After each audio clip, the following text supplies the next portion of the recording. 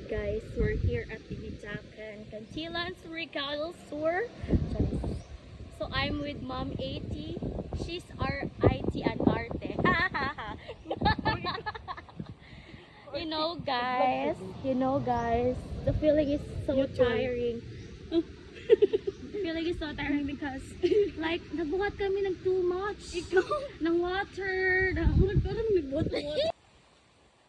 So guys, we're heading to Mount Apo. Uy, ito na huyog di. Mag-trail run pa kami mamaya. Mag-trail run kami mga like 10 kilometers. And I'm hoping na makaya namin. Kasi I think we're not ready yet, but we're aiming for the podium, you know.